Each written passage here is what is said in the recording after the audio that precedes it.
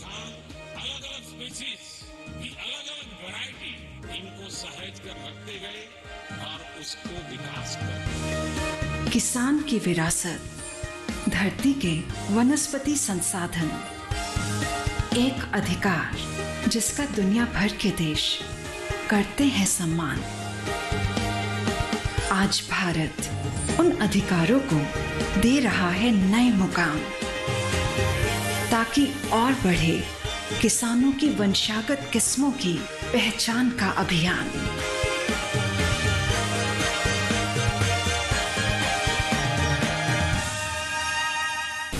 नमस्कार, स्वागत है आपका कृषि दर्शन में। आपके साथ मैं हूं अंजू सिंह।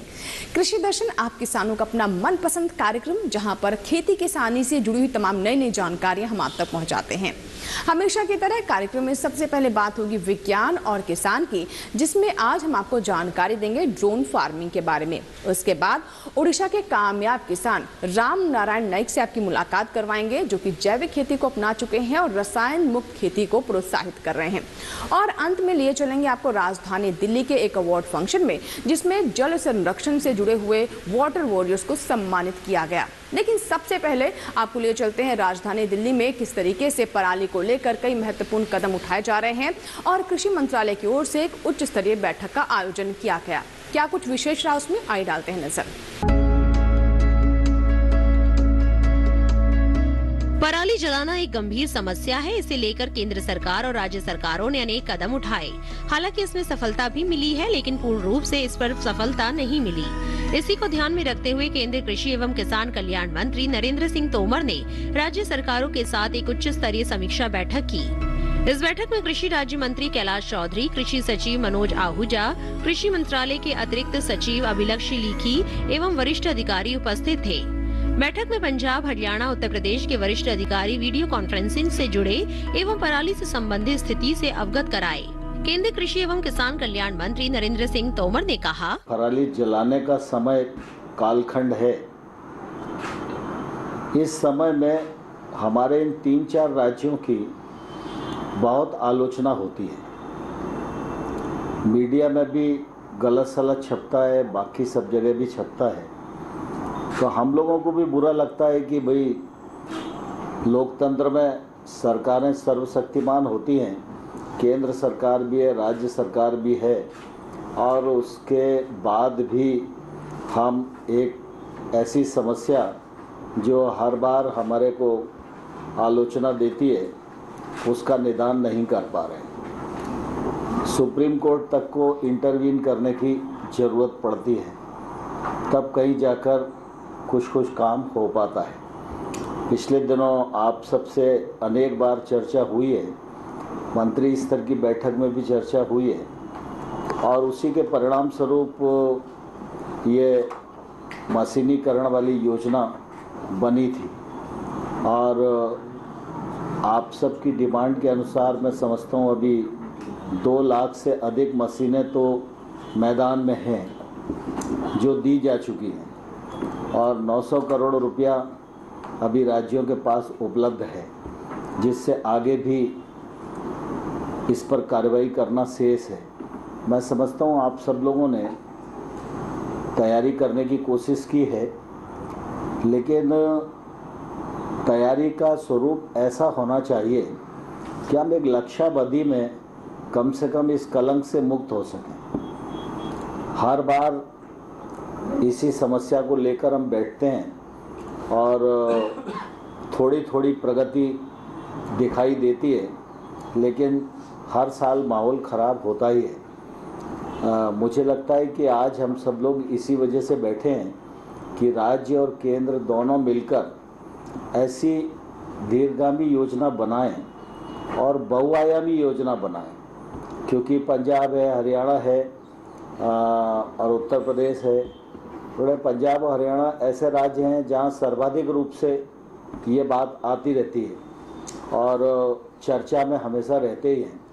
तो कुल मिला के जिस प्रकार से समस्या का प्रभाव हमारे यहाँ है, उसको त्वरित गति से हम कैसे समाधित कर सकते हैं, इस दृष्टि से हमको योजना बनाना चाहिए।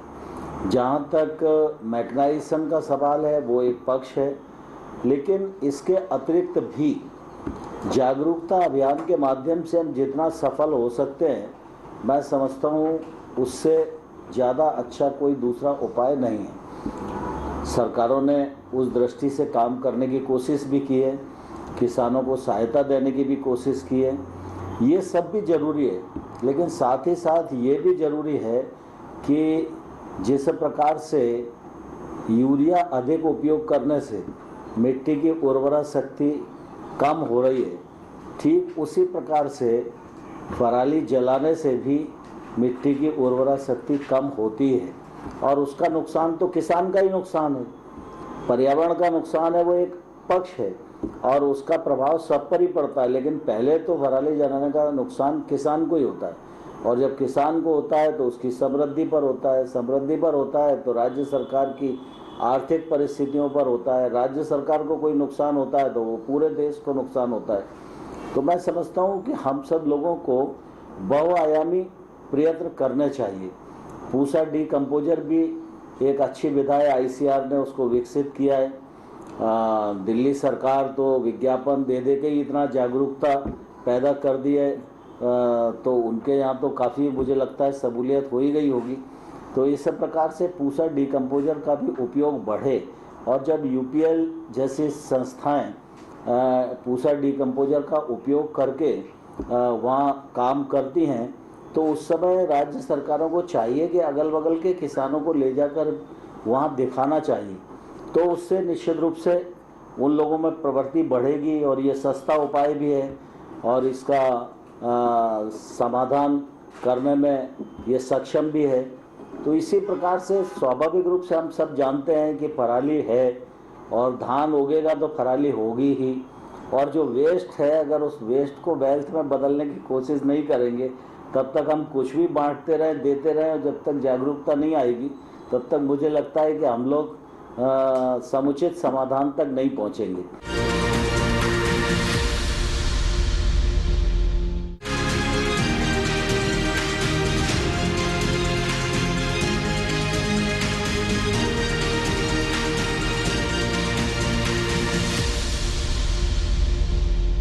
और अब नजर विज्ञान और किसान पर।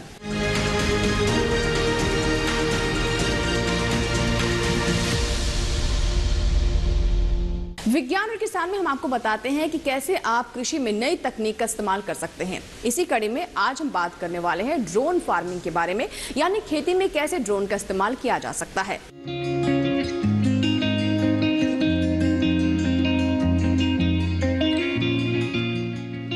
ड्रोन मानव रहित मशीनें हैं जो आर्थिक गतिविधियों के करीब करीब हर क्षेत्र में सेवाएं दे रहे हैं।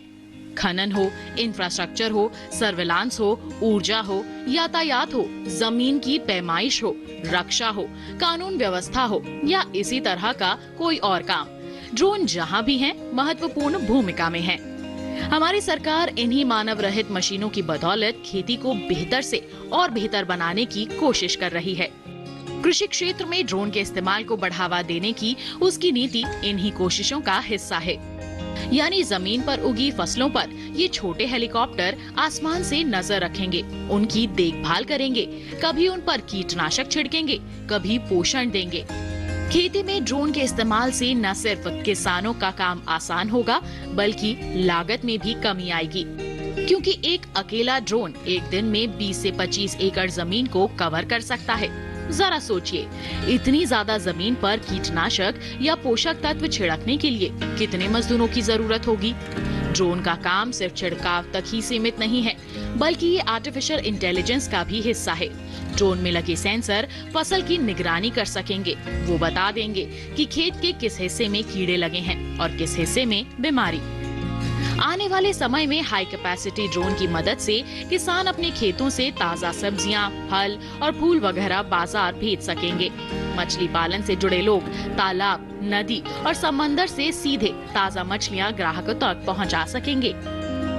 ड्रोन के ऊपर 4 छोटी छोटी पंखुड़ियां लगी होती हैं, जो हेलीकॉप्टर की तरह उड़ान भरने में इसकी मदद करती हैं। इसके रिमोट में मोबाइल जैसे डिवाइस होते हैं। इसके लिए ड्रोन को कमांड दे सकते हैं। ये ऑटोमेटिक मशीन है जो खेत में छिड़काव करने के बाद खुद ब खुद अपनी जगह आकर लैंड हो जाती हैं। छिड़काव के लिए 10 लीटर का टैंक लगा होता है और चारों पंखुड़ियों के नीचे की तरफ नोजल लगे होते हैं। इन्हीं नोजलों से कीटनाशक या तरल उर्वरक या दूसरे पोषक तत्व बारिश के रूप में फसलों पर बरसते हैं। छिड़काव के लिए ड्रोन को ज्यादा ऊंचा उड़ाने की जरूरत नहीं पड़ती। महज 1 से 3 मीटर की ऊंचाई पर ये आसानी से काम कर लेता है। उड़ान को फसल की ऊंचाई के हिसाब से एडजस्ट कर लिया जाता है। रास्ते में पेड़ या कोई और रुकावट आने पर ये खुद ब खुद अपना रास्ता बदल देता है। ये ऐसी मशीन है जो खेत में एक समान छिड़काव करती है। भारत में ड्रोन का भविष्य काफी चमकदार है। विशेषज्ञों का मानना है कि 2030 तक हमारा देश ग्लोबल ड्रोन हब के रूप में उभर कर सामने आ सकता है। तो भी आपने जाना ड्रोन के फायदों के बारे में, कैसे ड्रोन चुटकी में खेती के तमाम कार्यों को निपटा सकता है। इसी के साथ ही यहाँ वक्त एक छोटे से ब्रेक का, लेकिन ब्रेक के बाद जब वापस आएंगे तो बात करेंगे कृषि स्टार्टअप की। कहीं मत जाइएगा, देखते रहें कृषि दर्शन। छोटा सा ब्रेक।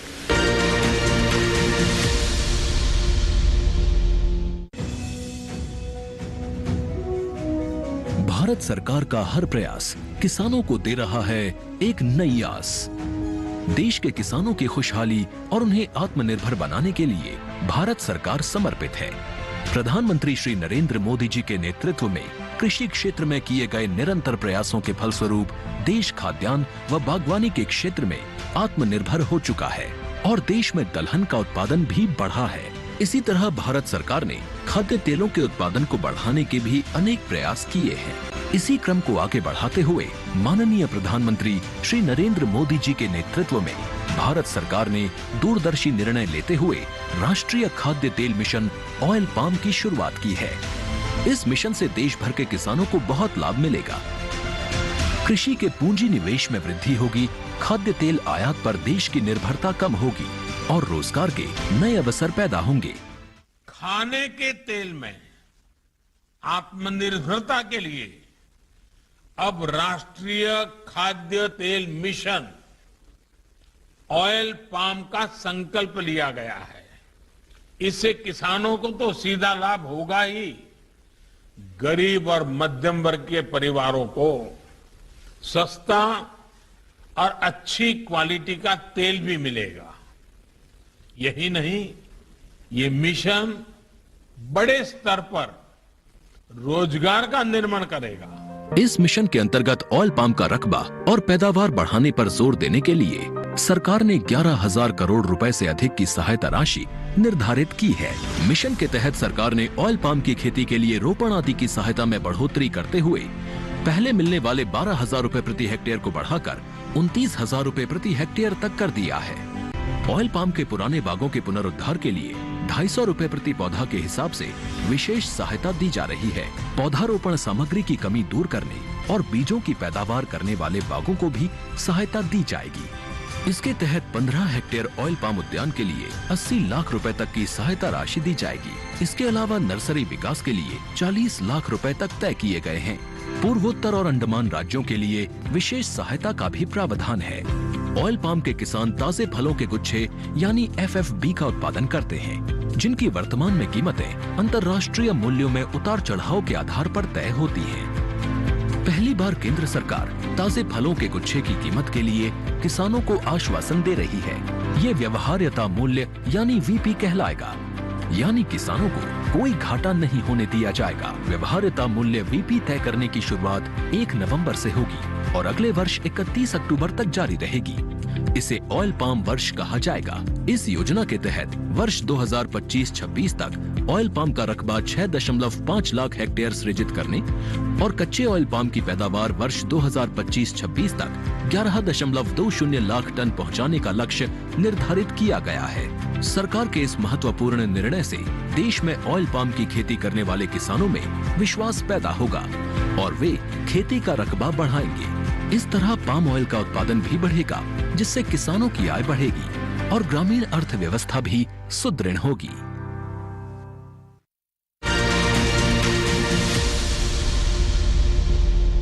ब्रेक के बाद एक बार फिर आपका स्वागत है। आप देख रहे हैं कृषि दर्शन और इस भाग में हम अब नजर डालते हैं कृषि स्टार्टअप पर।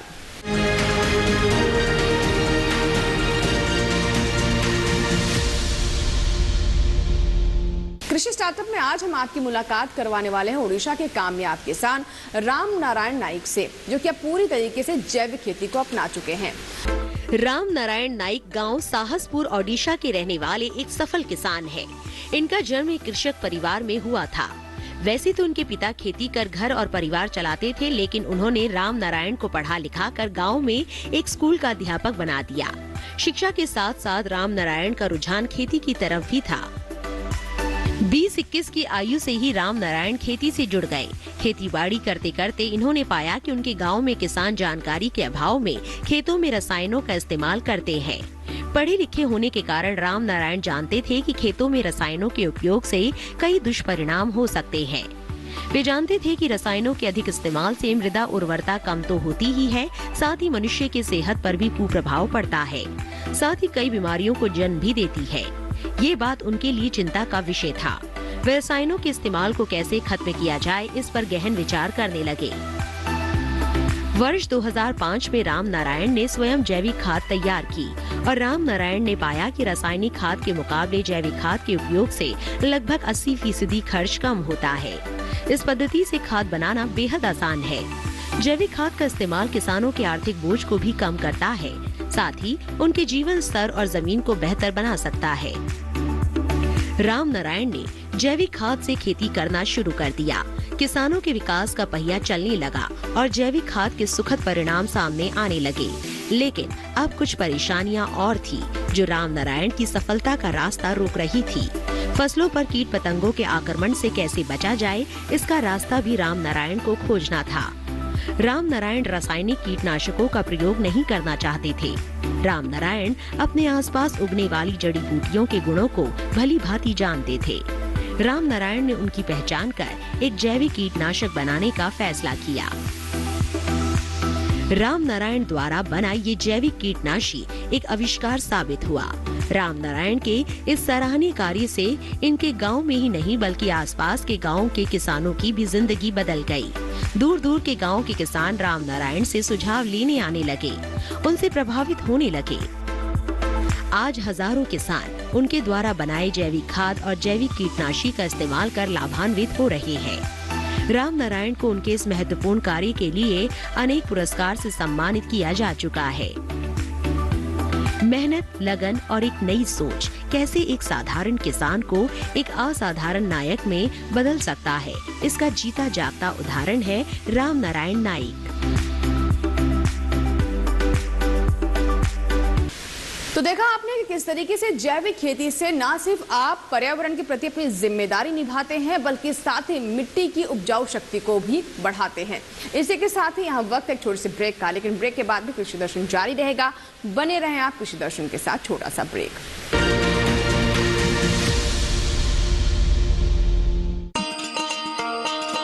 किसान भाइयों, गांठ बांध लो, गांठ बांध लो। बात बहुत है काम की, समृद्धि के पैगाम की। मिट्टी के मिजाज को समझो, मिट्टी के हर राज को समझो। मिट्टी की तुम जांच कराओ, मुफ्त सॉइल हेल्थ कार्ड ले जाओ।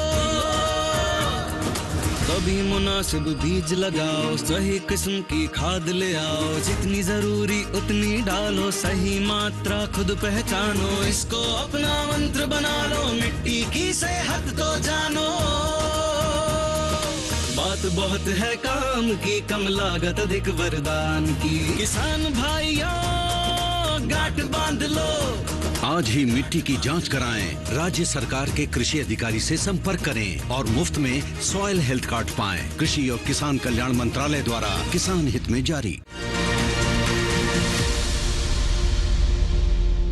राजधानी दिल्ली में जल संरक्षण के संदेश पर आधारित एक कार्यक्रम का आयोजन किया गया, जिसकी थीम थी गंगा का लाल। इस कार्यक्रम में केंद्रीय जल शक्ति मंत्री गजेंद्र सिंह शेखावत ने उन जल योद्धाओं को सम्मानित किया जिन्होंने जल संरक्षण के क्षेत्र में महत्वपूर्ण भूमिका निभाई है। साथ ही यहां पर उपस्थित झांसी के जिलाधिकारी रविंद्र कुमार ने भी जल संरक्षण को लेकर महत्वपूर्ण संदेश दिया। आइए जानते हैं इस कार्यक्रम के बारे में विस्तार से। दुनिया भर में जल संरक्षण की कोशिशें हो रही हैं। दिल्ली के कॉन्स्टिट्यूशन क्लब में आयोजित कार्यक्रम का मुख्य उद्देश्य भी यही था। कार्यक्रम में मुख्य अतिथि के रूप में शामिल जल शक्ति मंत्री गजेंद्र सिंह शेखावत ने कहा कि भारत तेजी से आगे बढ़ती अर्थव्यवस्था है। ऐसे में जल संसाधन का उचित प्रबंधन बहुत महत्वपूर्ण है। अर्थव्यवस्था की बढ़ने का ग्राफ, एनर्जी के रिक्वायरमेंट का ग्राफ और वाटर कंजम्पशन का ग्राफ तीनों एब्सोल्युटली आइडेंटिकल है। इसलिए जब हम प्रधानमंत्री जी के नेतृत्व में 2 से 3 ट्रिलियन और 3 ट्रिलियन से 5 और 5 से 10 तक की यात्रा पर चल पड़े और सशक्त कदमों के साथ में चल, पूरा विश्व इस बात पर विश्वास करता है कि हम अब उस लक्ष्य को प्राप्त कर पाएंगे, उसे कोई नहीं रोक सकता।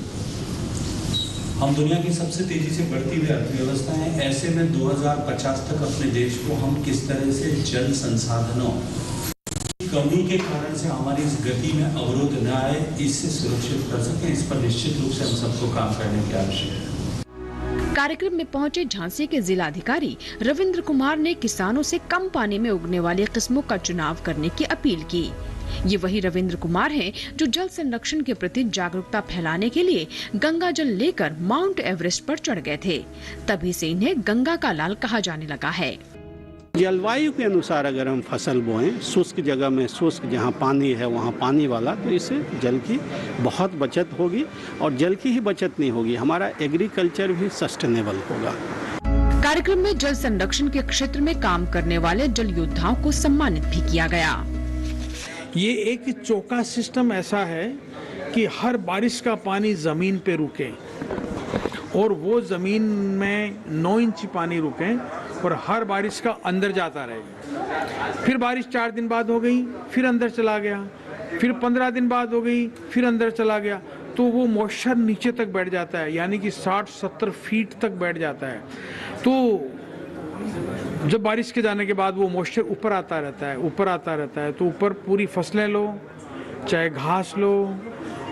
इस मौके पर जल संरक्षण पर एक नाटक भी प्रस्तुत किया गया। ओडिशा के केंद्रपाड़ा लोकसभा से संसद सदस्य अनुभव मोहंती, जस्टिस करुणानंद वाजपेयी और वाटरमैन ऑफ इंडिया के नाम से मशहूर राजेंद्र सिंह के अलावा भी कई और अतिथि। जल संरक्षण को लेकर हम सभी को अपने स्तर पर महत्वपूर्ण भूमिका निभाने की जरूरत है, क्योंकि जल है तभी कल है। इसी के साथ ही आज के कृषि दर्शन में फिलहाल इतना ही, लेकिन आपके पत्र और आपके ईमेल्स का हमें इंतजार रहता है। अगर आपके कोई सवाल है या फिर कोई सुझाव है तो आप हमें ईमेल कर सकते हैं। हमारा ईमेल पता है krishidarshan@gmail.com। आप हमें पत्र भी लिख सकते हैं। हमारा पता नोट कर ले, कृषि दर्शन, कमरा नंबर 58, CPC, दूरदर्शन, खेलगांव, नई दिल्ली 110049। आप हमारा ये कार्यक्रम हमारे YouTube चैनल पर भी देख सकते हैं। हमारे YouTube चैनल से जुड़ने के लिए इस QR कोड को स्कैन करें और देखें DD किसान पर प्रसारित होने वाले सभी कार्यक्रम हमारे YouTube चैनल पर भी। इसी के साथ ही यहाँ लेंगे आपसे इजाजत, लेकिन कृषि दर्शन के अगले अंक में नई जानकारियों के साथ फिर होगी आपसे मुलाकात। तब तक आप बने रहे दूरदर्शन किसान के साथ। नमस्कार। कार्यक्रम में मौजूद थे